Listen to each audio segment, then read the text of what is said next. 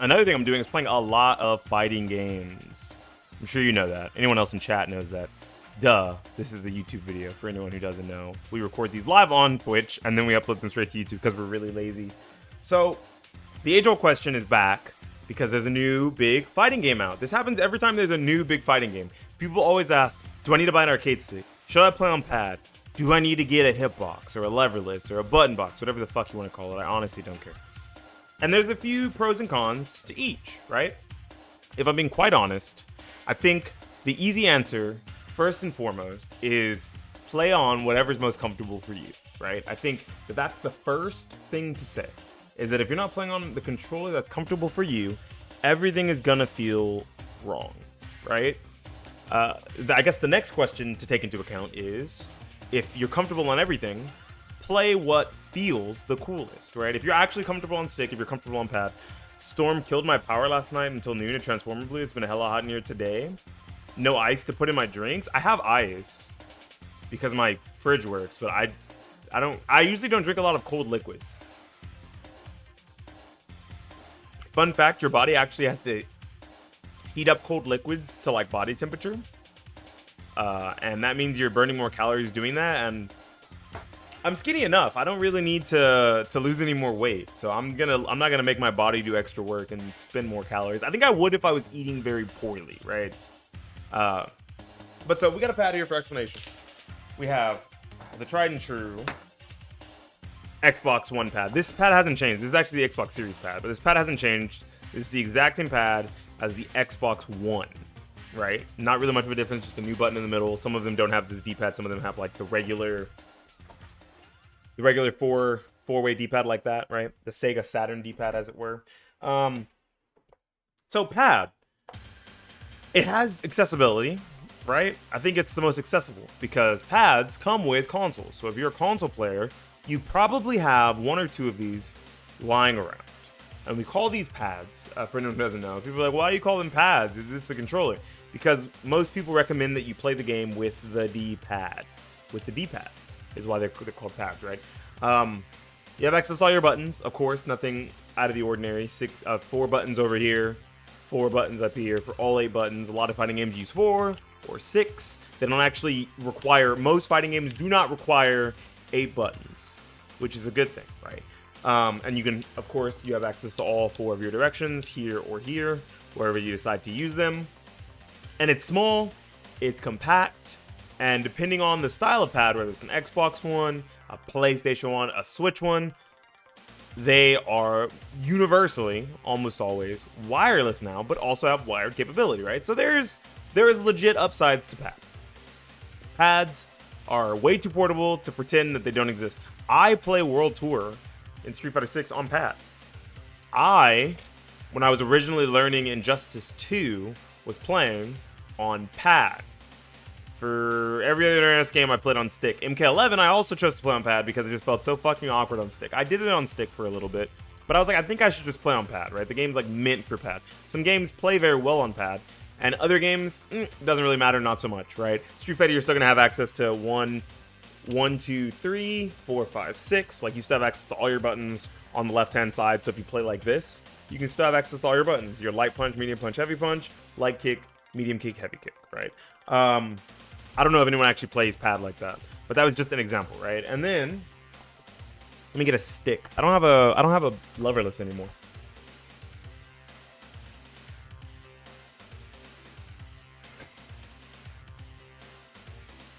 Stick. I got my main one. I got my baby, my baddie. This one. Oh, she's beautiful. Anyway, so this is the Horde Fighting Stick Alpha. I've talked about this stick enough. I've fucking sang the praise of this arcade stick. What matters is it's an arcade stick. Doesn't matter which one, right? Arcade sticks are a little different.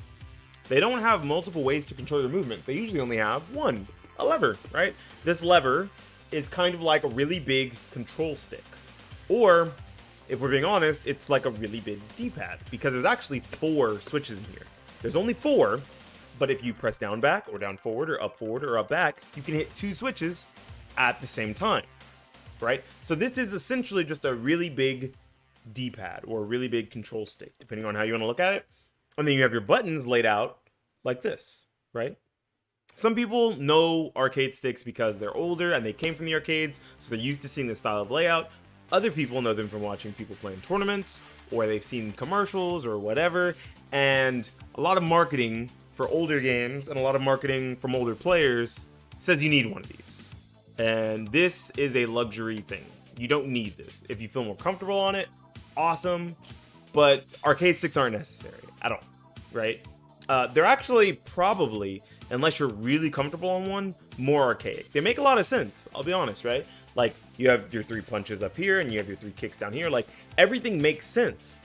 But now translate that from, say you've only played on pad your entire life, like most people, translate that to a pad. Like, try to do a Hadouken right now on this. Some people won't be able to do that.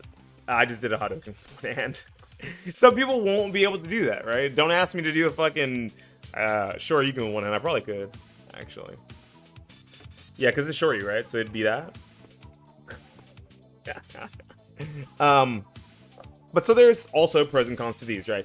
Pros. This thing's a lot bigger, a lot heavier, a heftier piece of kit, and very customizable. Most arcade sticks are relatively customizable, right? You can put whatever kind of parts you like on them. You can change out artwork sometimes. You can change out the color of the buttons, make them real fancy. And usually, when it comes to competitive stuff, we like things wired. And most arcade sticks, almost all tournament arcade sticks, don't even have wireless functionality. They only have wired functionality, right? So in the case of like a tournament player or a tournament goer, boom, a wired controller right out of the gate. It's also, like I said, heftier. So we'll get into one of the cons of pads. I think one of the cons of standard controllers or pads is that a lot of times they break really easy, right? So I was scrolling through r/fighters and r/Tekken. I was trying to find old Reddit threads. Oh, hello. Trying to find old Reddit threads. People talking about their pads, whether that be a specialty pad like the Overwatch Fighting Commander 4 or the DualShock 4, the Xbox One pad, whatever, right? This is from 6 years ago. And he said that his DualShock 4 gave out in about 9 months, right? The D-pad started to give out in about 9 months. So you got the first one for free with the console, or it was bundled in with the price. And then after that, if it breaks, in 9 months, right? That's a long time for some people. That's a short time for other people. I've heard reports that DualShock 4s, I think the problem with pads, they don't have very good quality control. So I've heard people say their pad went out in 3 months. I've heard people say their pad lasted them 2 years. I've heard people say their pad lasted them 6 months, 9 months, right? It all depends on A, how much you play, how intensive your movement has to be for whatever kind of game you're playing, right? This is from Tekken, I believe, right? Or maybe there was one here from Tekken. And Tekken is a very movement-heavy game, right? You're doing a lot of this. You're doing a lot of KBDs. I can kind of KBD. My abyss shall take you! Hey, how you doing, Lena? Lene? I don't know how to say your name. Mommy Lene. Thanks for the follow. I appreciate that. So, this is a very common controller, and because it's so common, we know where everything is on it, but we also know that these controllers very frequently break, right? That's the biggest downside, I think, or one of the biggest downsides to pads, is they're not easily fixable. They usually have to just be replaced. So every time one of these breaks, and pads aren't super cheap, right? Every time one of these breaks, you got to spend another 60 or 70 bucks, depending on how much these pads are, right? Arcade sticks, internally, as long as nothing on the inside of the board breaks, they're all replaceable parts, right? This lever, if this lever broke, I could put in $20 to a new lever, have it shipped right to my door, have it shipped to my work, because I'm there more often than I'm home, for fuck's sake. Or if one of these buttons breaks, I can go on Arcade Shocker, go on Focus Tag or Amazon, and order another full set. Order one, right? Order one button, that's $3. Order a full set, that's not of these. These are very expensive buttons. But normally $3 for a button, or a set of 6, because most games only need 6 buttons for 18 bucks, right? Shipped to my door, shipped to my work, shipped to wherever the fuck I need them to be in Antarctica, whatever, right? So sticks have the upside of having replaceable parts if something breaks, and easily replaceable parts, right? You don't really have to know how a board is laid out, how to change out rubber dome style switches or pads, or like get new solder on the pad for D-pads or for analog sticks, right? You don't have to change out your analog stick because it's starting to get stick drift. Not something that happens with arcade sticks. And if it does, bloop, you just throw out the part, boom, get another one, right? There was another one here.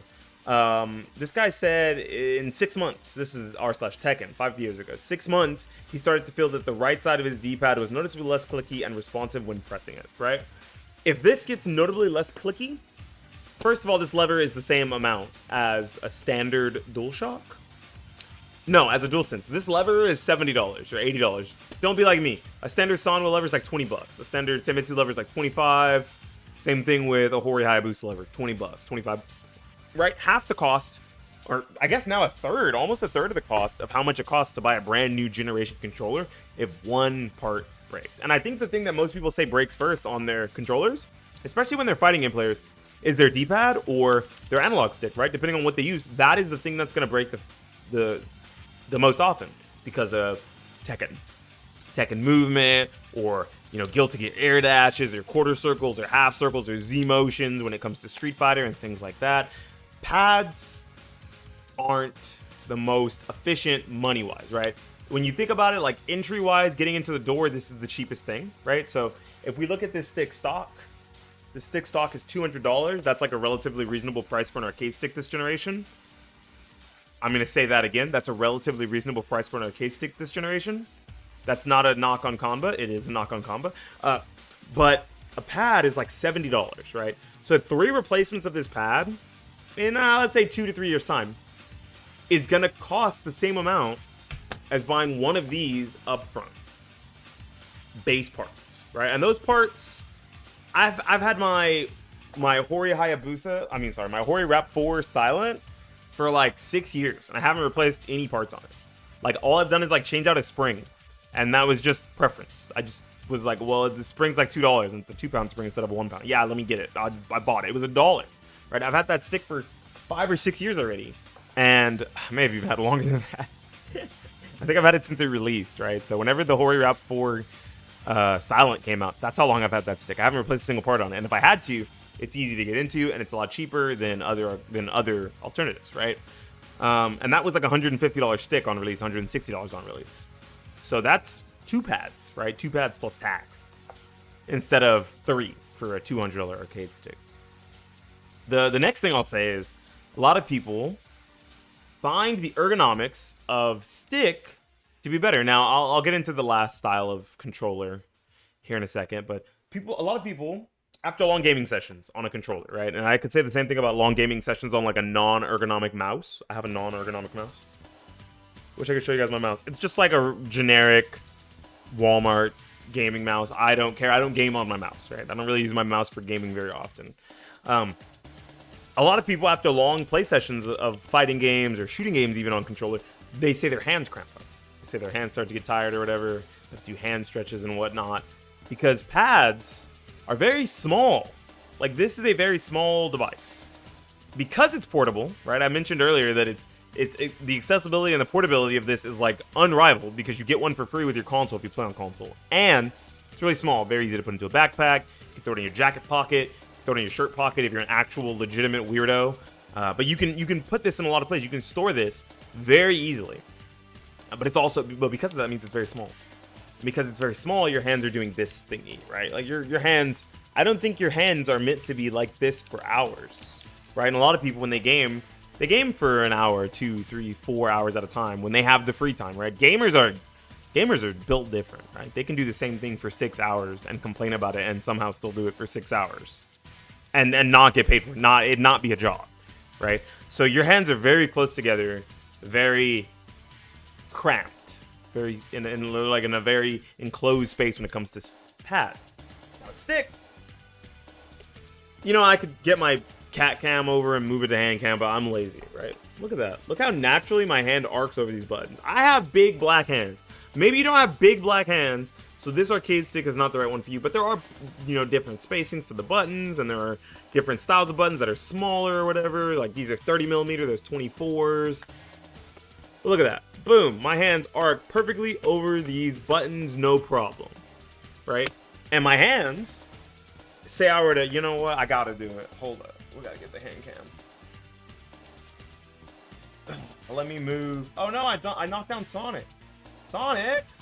Let me see if I can angle this camera so it gets my hands. Oh, good to know. That I have big black hands? Yeah. I mean, I thought it was pretty obvious. I'm like 6'2". Okay, there's my hands. Yeah. So look how far apart my hands are here. Look how far apart my hands are here compared to this. Like, this is very cramped, very close range. Like, this isn't the best spot for like a long gaming session to have your hands, right? Like, yeah, you can stop for a little bit. You're in between matches. You can like do the hand stretchy thingy, right? You can do that. But like, I never have to stretch my hands because my hands are already in a natural position. This is a very natural. I don't feel like my hands are in an unnatural position. It might also come from the fact that I've been playing stick for a very, very, very, very, very, very long time, right? Yeah, absolutely makes sense, right? So stick has the ergonomics, right? Stick, even with crappier layouts like the Velix layout, I think the Velix layout sucks. That's what most standard arcade sticks come with. This is the Noir layout. I recommend it. That's just me. I was playing SF6 on the Steam Deck since my controller broke. I don't recommend it. How bad is the Steam Deck's like ergonomics? Like, how bad did your hands feel after? Like, how long did you play for and your hands were like, ow, like I have to stop, right? You could always plug in a USB dongle and play with, I have one. It's USB-C, right? Bro, I got you. But just ask. I have like 2 of these things.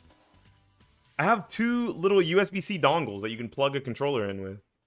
See, USB-C on one end and USB-A on the other. I have 2 of these, so if you need one, just let me know. I got you. I can give you one. But so, what was I gonna say? The ergonomics of controllers is not with it, right? So there's pros and cons to both, and it all didn't hurt, but it sucked. Yeah, it probably just feels awkward. It feels out of place.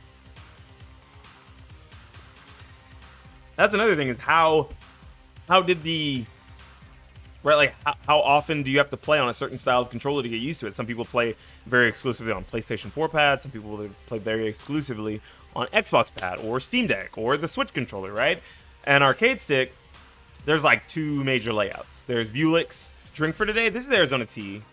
It's just Arizona tea. I don't drink alcohol anymore. So, like, there's 2 major layouts currently in the arcade stick, like manufactured arcade stick space. There's Noir and there's Velix. Velix, I think it fucking sucks. I have a bunch of Velix arcade sticks. I talk so much shit about it, but like I still have my Velix arcade sticks. And then I have like 3 Noir arcade sticks. I think Noir is a top-notch layout, the best layout. Wait. Yeah, I have 3 arcade sticks with a Noir layout, and they're all Hori. Hori, let's fucking go. You're the best. So, I mentioned stick and I mentioned pad, and there's a perfectly serviceable middle ground, right? A lot of people, especially now, are PC gamers, right? PC gamers, PC master race, baby. Let's go. So a lot of people are very accustomed to playing video games on keyboard, right? It took a long time for people to get used to keyboard. When you don't play on it, it takes a long time for people to get used to it. But once they do, it's definitely more proficient. Yeah, I'm a Hori for Hori. I say that. I think I've said that before. I think I've made that joke. I'm definitely a Hori for Hori. If Hori sponsored me, oh my gosh, it'd be a dream come true. It would be a dream come true. Anyways, there's also Hitbox. Hitbox / Leverless / all button / button box, whatever the fuck you want to call it, right? And all this is the world's smallest, or the world's lowest percentage keyboard, right? It has, what are keyboards normally, like 64 keys or something crazy like that? This is like 11 keys. Wait, 1, 2, 3. This is 12 keys plus your auxiliary buttons on the top, so 16 altogether, right? And what this is it's a way to play kind of the best of both worlds, right? So D-pads, you get the precision of being able to hit each individual switch. Like, you're hitting back, you're hitting down, you're hitting forward, you're hitting up on like a D-pad, right? That's what this is, right? That's what these 4 directions are. Boom. Those 4 directions are the red buttons. The very bottom one is jump or up, like a space bar in shooters, right? And then you have the 3 left, or I should say, is it left? Left, down, right? Sure, left, down, right, or back, down, forward, whatever you want to rationalize it to yourself as. And then you have, on the other side, the same arcade stick layout. You have the 8 buttons, the 1, 2, 3, 4, 5, 6, 7, 8. The same 8 button layout. And these come in very big boxes that are very customizable, like this one. The hitbox is like the classic. Very big, very customizable, right? You can change out these buttons if something breaks. Up front, you're spending a lot of money, just like an arcade stick. $250 fucking dollars. Sheesh! A lot of money up front. But once again, replaceable part. So if something goes bad, you can replace it if necessary. I have a friend who said he's not replacing anything if something breaks in his hitbox. He's just gonna buy a new one. I won't dox said friend. I won't say who said that, but I was confused. Anyways, and this controller right here gets the best of both worlds. There are a few arcade sticks that are significantly smaller. Let me go get one. But portability is not usually something that you think of with arcade sticks because of how big they are. Let me go get a really small stick that I still own. I sold my smallest stick. It's gone because my friend has really small hands and he needed it.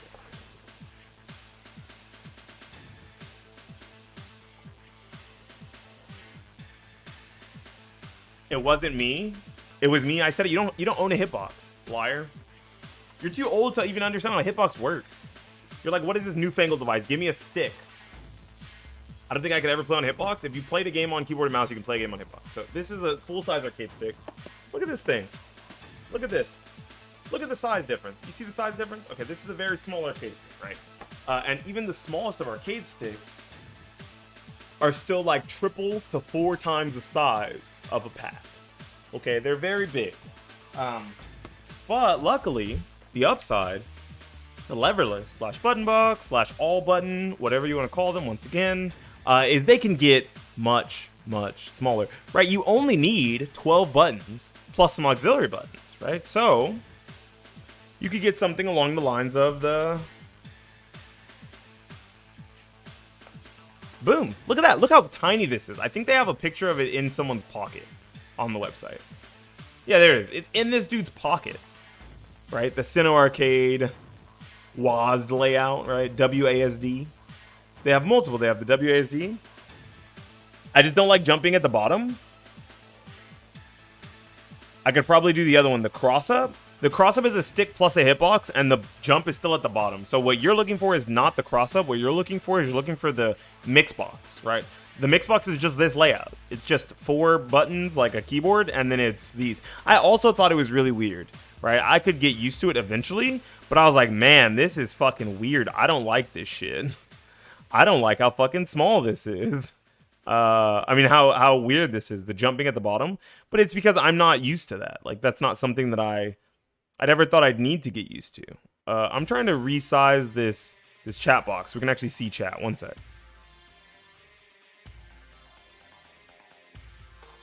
Because we honestly can't see chat. White on white, we couldn't see chat. Okay, fixed it. So there's you know, really small controllers, right? There's even the, what's the other one called? Snackbox Micro? And I'm going to tell you now, I'm really tall. That shit is not going to fit in my pocket. That little arcade stick I just showed you guys, not going to fit in my fucking pocket. It's still like 13 inches wide, okay? 13 inches is a lot to put in your pause. 30...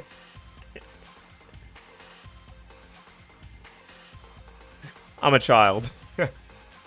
I'm fucking childish.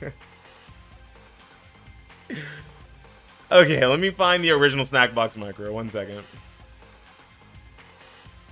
Where's the original Snackbox Micro? Not the XL. No pause? Where's the original? I don't know where it's at. Snackbox Micro Lite? This one's really small. Rewind and play? I'm not saying that again. You won't catch me saying that again. I don't know where the original Micro is. I only see the Micro Lite, which is like super small. It's smaller than the Steam Deck, for reference. They're about the same size as the Steam Deck.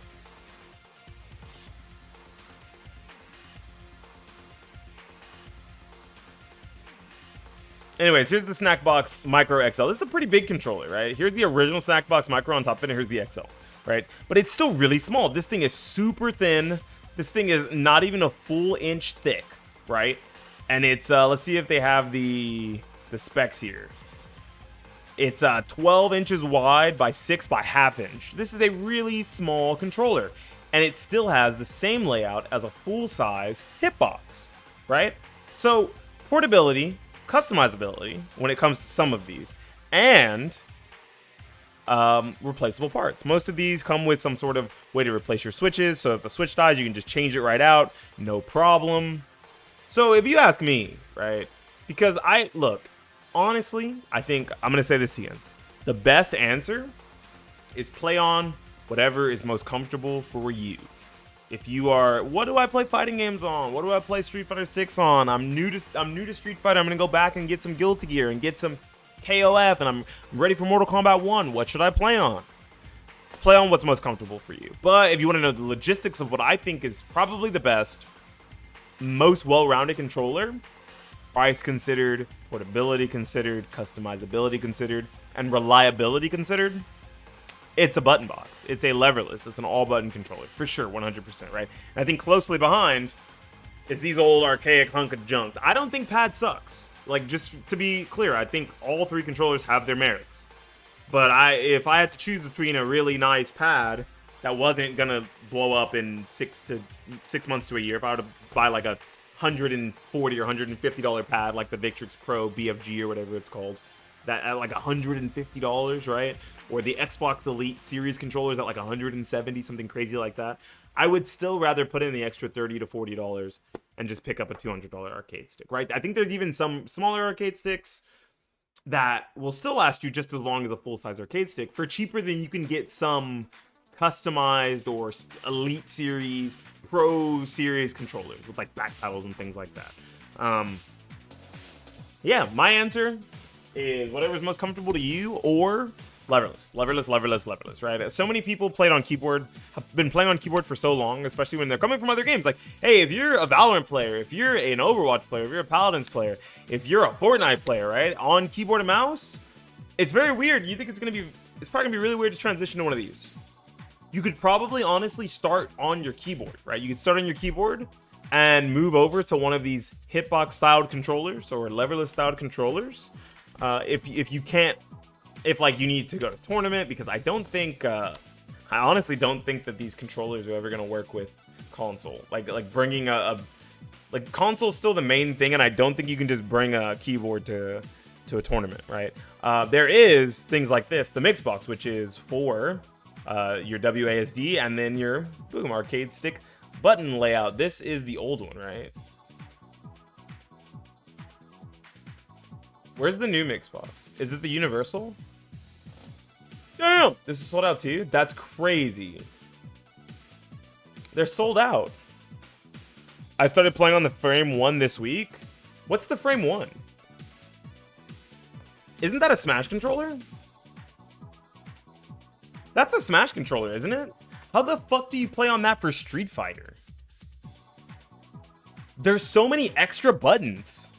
Like, what buttons do stuff? Is it just these 4 and these 8? I made it myself? Oh, you made your own? Whoa, that's so cool. All right. Yeah, this is another style of controller, but this controller is like mainly supposed to be for Smash Bros, you fucking weirdos. It's supposed to be a Smash controller, but hey, that's fair. You know, you can set whatever buttons you want to whatever you want. It's neat enough. Nice. Yeah, I'm a big fan. If I'm being honest, I'm a big fan of leverless. I think leverless is the future, right? I'm gonna be an old man and stick to stick for as long as I possibly can because I'm so used to it. But I don't see any merit to limiting yourself to a controller type because you don't know if it's gonna be good for anything other than like your comfortability, right? You also like it has a hitbox mode on it, but I have to set it to Xbox and have a few extra buttons. Oh, okay. My big thing is I think about the longevity of my hands. Right? I'm 27. I'm not super old, but I'm not super young either, right? I'm not getting any younger. So eventually these motherfuckers right here, they're gonna wear out, right? And when they wear out, I'm not able to game anymore, and I don't want that, right? So I try to avoid using one of these as much as possible, right? I don't like gaming for long periods of time on controller. I like the ergonomics of the Xbox controller because it's significantly bigger, but it's still awkward because now the D-pad is down here. So I'm doing this instead of this, right? So my thumb has to go further in, but the whole pad is bigger. So it's like this weird mix of, is it better or is it worse because it's bigger, right? It's bigger, but now because it's bigger, and the D-pad's in a different spot, I have to move my fucking hand down here, right? Like, look how much less I'd have to move my hand, my thumb, compared to this, because of how further down my hand has to go, right? But the buttons, you know, buttons are fine. I like stick, and I like the ergonomics of stick, and I'm used to stick, right? And I don't think there's anything wrong with it. So I think I'll probably be sticking with stick for this foreseeable future, at least for the next couple of years. And I will plan on either buying a hitbox or mixbox or making one within a few years' time. Like by the time I'm 30, if I'm still very into it when it comes to fighting games, I will be making a leverless controller of some kind. Because I think it's the future, and I think it's like the best for your hands, right? Some people actually get hand pains trying to play on leverless, but that would mean that they don't play on keyboard very often, and that they're not ever going to really be able to play on keyboard, because that same thing would happen, right? Keyboard buttons are actually significantly closer, and if people can do that, you can absolutely do a leverless, because the buttons are even more spread out, right? There are ways to make leverless controllers that have the buttons so spread out and still have the WASD layout. Let me go to focusattack.com, my second favorite arcade stick website. Oh, I'm already here on Focus Attack. B&B Fight Stick. I can't fucking spell. Damn, I can't fucking spell. Right, you can get the WASD layout. You can get the WASD layout on custom panels, right? Look at that. Boom, WASD layout. I didn't even have to go far to find it. Thank goodness. Because if I had to go far to find it, I was going to be really sad, right? You can get the standard all button layout, or you can get the WASD layout, which is really cool. That's super sick. Damn. Oh, that's just the kit itself. 124 for just the kit. What another, like 84 at board, some buttons, some wires. Probably like 300 bucks for an arcade stick. But it's custom, it's yours, and you can change out that board whenever you want, which is really nice. Yeah, so like that's the only downside of leverless and stick, is that they cost more up front. Is that they cost more up front. My bad. I'm the worst. They cost more up front, but they last a lot longer, right? They don't even, a lot of times, don't even have to get thrown out when a console generation ends. When a console generation ends, that controller gets put to bed, right? The sun sets on that controller, and you can't do anything with it. But I can always change out a board inside of one of these sticks, right? And then that stick will work on the next generation of consoles, or different older generation consoles if I wanted to, with something like a retro board. Or it works natively on PC, because like I said, a lot of gamers are PC gamers now anyways. So, once again, I'm going to reiterate, I think overall the best when it comes to every category that I factored in, I think it's leverless. I think it's all button. But if you want to try something new and you're coming from pad, start with your keyboard, right? Start with your keyboard, or ask a friend if you go to locals, hey, let me borrow your stick, and I try your stick. Like, I want to see if I'm any good on stick, right? Don't take the $200 plunge right away thinking that it's going to be the best thing for you, because it might not be. The best thing for you might still be pad. The best thing for me is going to be stick for a long time until I have to switch off this shit. Anyways, it's been Beanie Thuggish for the YouTubes, talking about controllers and what controllers are the best for fighting games, what I think are the best controllers for fighting games. Signing out and saying peace.